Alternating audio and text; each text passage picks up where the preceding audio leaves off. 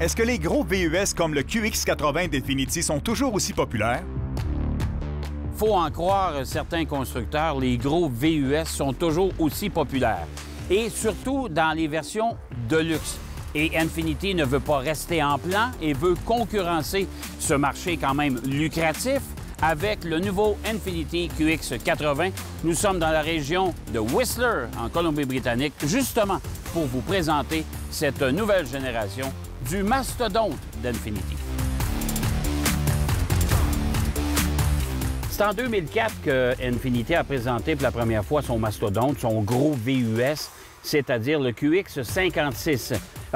On a redessiné le véhicule légèrement.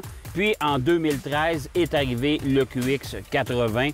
On a redessiné encore une fois en 2017. 2021, c'est l'intérieur qui a été refait. Et finalement, en 2025, c'est la version qui nous occupe aujourd'hui. Bon, il y a deux particularités à ce véhicule-là que moi, j'ai aimé. Entre autres, la fameuse caméra 360. Il y a un paquet d'applications qui nous permet justement de voir ce qui se passe autour du véhicule.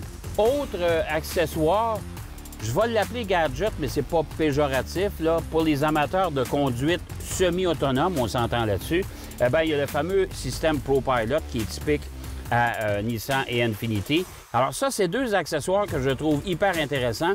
Il y a des options, bien sûr, dans le QX80, comme la troisième banquette à l'arrière, vous pouvez avoir les banquettes chauffantes.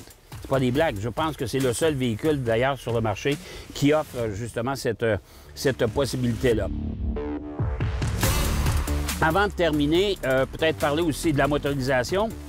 On a fait aussi une belle évolution pour le QX80. On a abandonné le V8 qui était ultra gourmand au profit d'un V6 biturbo de 450 chevaux. C'est 50 chevaux supplémentaires par rapport au V8 d'ancienne génération. On parle de 516 livres-pieds de couple et on parle de tout ça associé à une boîte automatique à 9 rapports. 8500 livres de capacité de remorquage, c'est quand même pas mal là aussi. Et consommation, ça c'est la partie qui m'intéressait le plus. Au combiné, on parle de 13,8 litres au 100. C'est quand même pas mal mieux que l'ancienne génération, surtout pour un véhicule de ce grosseur-là.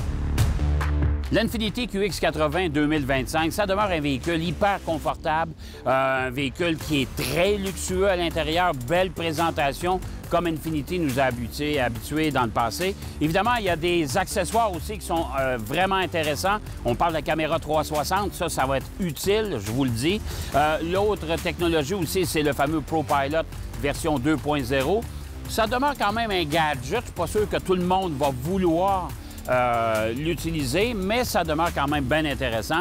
La chose qui me déçoit un peu, c'est qu'on aurait apprécié cependant avoir une version hybride, même à la limite une version hybride rechargeable, surtout pour un véhicule de ce gabarit-là. Mais nos voisins américains vont sûrement l'apprécier, ils vont sûrement l'adopter.